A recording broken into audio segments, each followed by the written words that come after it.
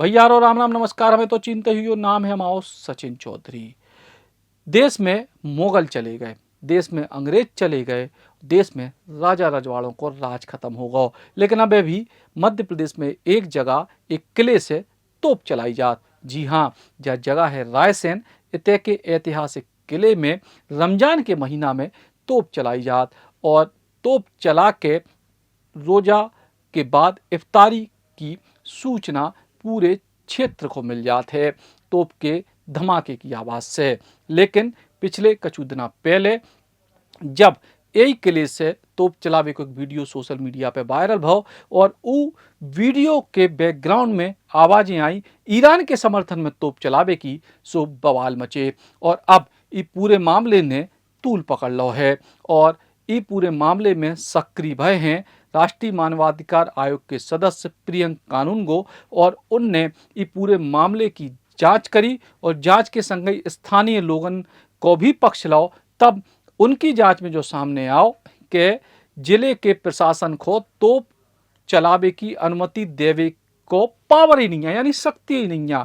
इसके बाद भी पिछले कई सालों से परंपरा बता के जिले को प्रशासन तोप चलावे की परमिशन देते हैं। उतई एक और महत्वपूर्ण बात जो सामने आई, सामने आई कि जो गोला बारूद आउट है ये तोप को चलावे के लाने जो किते से आउट, और ई को लेके कई प्रकार की भ्रांति हैं और कई प्रकार की आशंकाएं हैं। और यही तमाम आशंकाएं जाहिर करी हैं प्रियंक कानूनगो ने, जो मानवाधिकार आयोग के सदस्य हैं।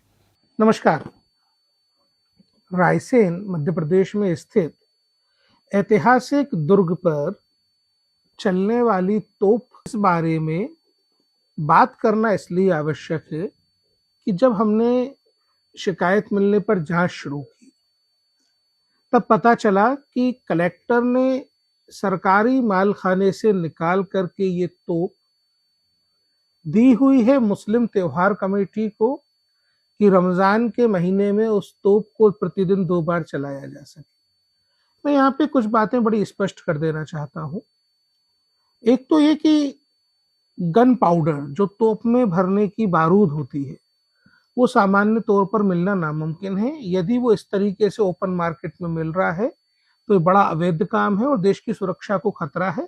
हमने देखा थोड़े दिन पहले लाल किले में जब विस्फोट किए गए, जब आतंकी हमला किया गया तो उन केमिकल्स का इस्तेमाल किया गया जो कॉलेज की लेबोरेटरी में मिल रही थी। तो इस तरीके से बिना केमिकल्स या एक्सप्लोजिव की जांच किए, बिना प्रॉपर परमिशंस लिए, बिना प्रॉपर एनओसी लिए अगर कलेक्टर ने अनुमति दी है तो वो इलीगल है, गलत है और लोगों के जीवन को खतरे में डालने वाली है।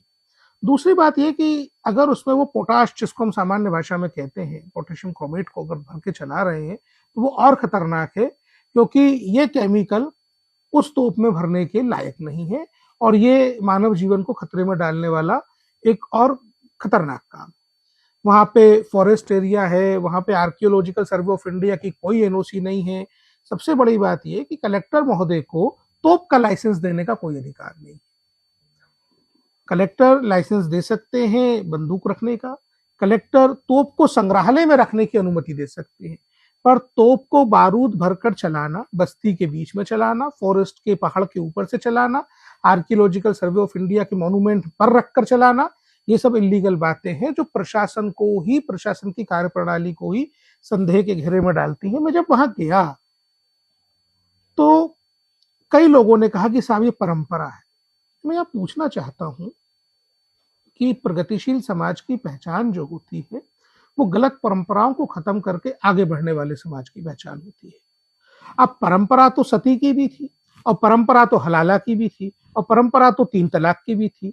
ये सब बुरी बातें, परंपरा तो बाल विवाह की भी थी, ये सब गंदी बातें छोड़ करके हम आगे बढ़ रहे हैं। ऐसे में परंपरा के नाम पर, ट्रेडिशन के नाम पर कानून तोड़ने की परमिशन ना तो सरकार को दी जा सकती, ना सरकार के अधिकारियों को दी जा सकती, ना इस प्रकार मुस्लिम त्योहार कमेटी को दी जा सकती। जब हम लोग वहां गए, हमको घेरा गया। ये हरकत, छल से घेर कर मारना, पहली बार नहीं हुई। 1543 में, सन 1543 में जब राजा पूरनमल राजपूत शासक थे, रायसेन किले के शासक थे, उस दौर में भी शेर शाह सूरी ने इसी प्रकार नीचे से किले का घेरा डाला था।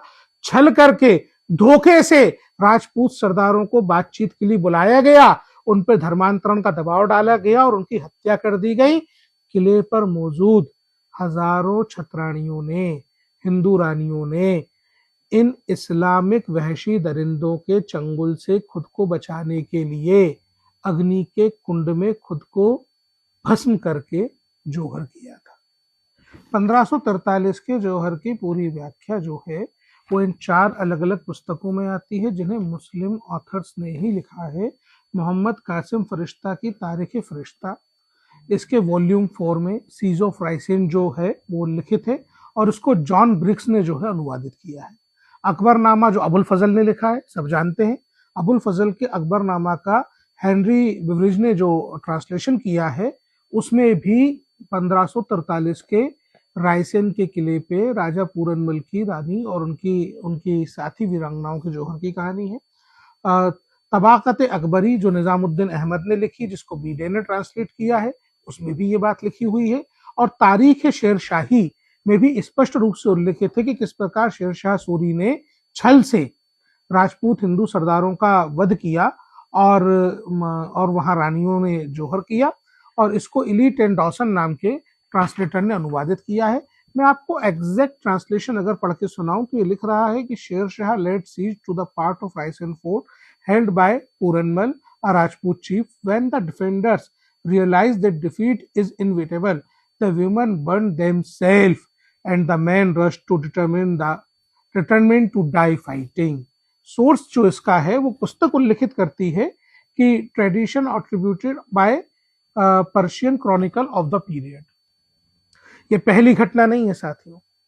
1532 में राजा शिलादित्य तोमर रायसेन की शासक थे। मेवाड़ के राणा सांगा जी के अभिन्न सहयोगी थे, अनन्य सहयोगी थे। अनेकों वीरोचित युद्धों में उन्होंने अपनी भूमिका निभाई।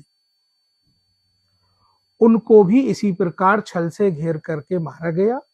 और जो लोक कथाएं हैं, जो लोक किंवदंती हैं, उनके अनुसार महाराज शिलादित्य को मारकर उनके शव का धर्मांतरण करने का प्रयास किया गया।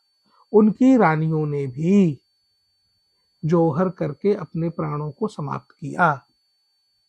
2 जौहर इस किले से जुड़े हुए हैं। इस किले का इतिहास बेहद रक्तरंजित है। इस किले के इतिहास में हिंदुओं को धर्मांतरित करने की, हिंदुओं को दबाने की, हिंदुओं के मानव अधिकारों के हनन की, महिलाओं का शील भंग करने की चेष्टा की हजारों कहानियां छुपी पड़ी हैं। मौतों की गूंज चित्कार मारती है उस किले में। ऐसे में ये तोप चलाना एक प्रकार की अथॉरिटी बताना है, एक प्रकार का डोमिनेंस क्रिएट करना है, एक प्रकार की ताकत का प्रदर्शन है जो लोगों को दबाने के लिए किया जाता है। और ये एहसास कराने के लिए किया जाता है कि बरसों बरस तक यहां पर लोगों का शोषण हुआ है। इस आतताई कुप्रवृत्ति को हम बंद कराएंगे।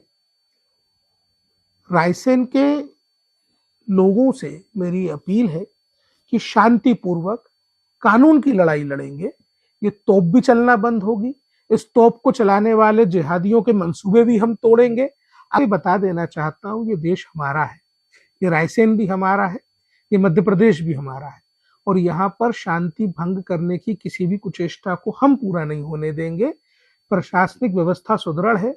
मोहन यादव मुख्यमंत्री हैं, नरेंद्र मोदी जी प्रधानमंत्री हैं। अगर किसी ने शांति भंग करने का प्रयास किया तो उनके साथ उसी प्रकार की समीक्षा की जाएगी जिस प्रकार की आवश्यक है। कोई भी कानून तोड़ने का प्रयास ना करे। हम अहिंसा का, कानून का और संविधान का रास्ता छोड़ करके तुम्हारे रास्ते पर नहीं चलेंगे। हम तुम्हें कानून से ठीक कर देंगे। जय हिंद।